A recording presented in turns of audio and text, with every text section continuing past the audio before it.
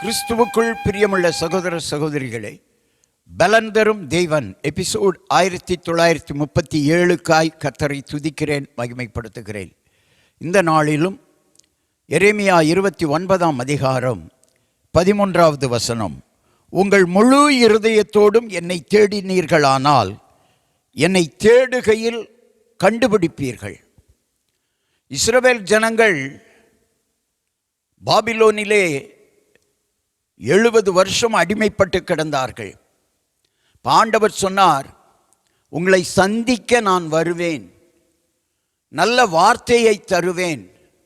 நீங்கள் ஜெபிக்கிற பொழுது, நீங்கள் என்னை தேடுகிற பொழுது எப்படி தேட வேண்டும் என்று சொல்லி இன்றைய நல் வார்த்தை சொல்லுகிறது.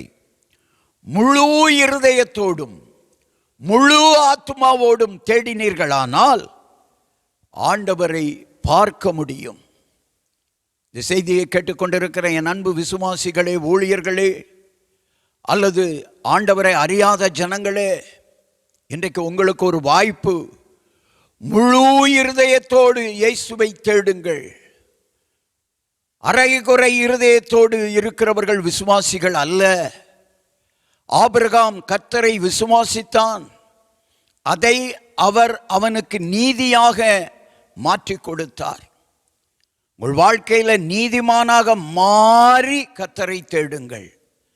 நீதிமானாக மாறுவதற்கு கர்த்தரை விசுவாசித்து முழு இருதயத்தோடு விசுவாசிக்க வேண்டும், முழு இருதயத்தோடு தேட வேண்டும்.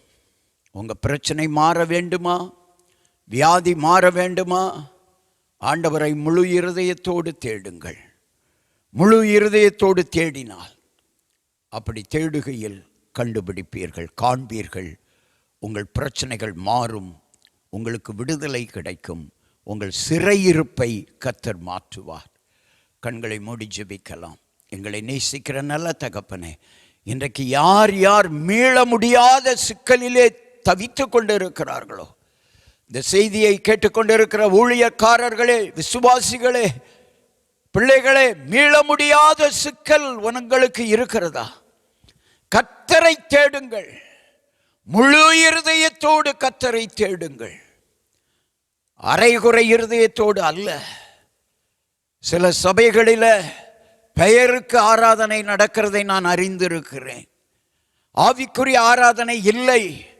அநேக ஆலயங்களில் ஆவியோடும் உண்மையோடும் ஆராதிப்பது இல்லை.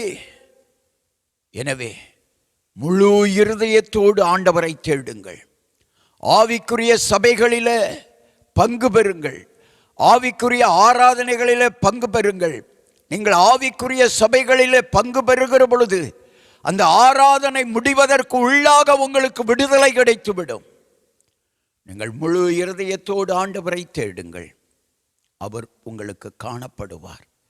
என்னை தேடினீர்களானால் நான் உங்களுக்கு காணப்படுவேன் என்று சொல்லி இருக்கிறார். அவரை தேடுங்கள், விடுதலையை பெற்றுக்கொள்வீர்கள், சுகத்தை பெற்றுக்கொள்வீர்கள். இயேசு கிறிஸ்துவின் நாமத்தில் ஜெபிக்கிறேன் பிதாவே, ஆமேன்.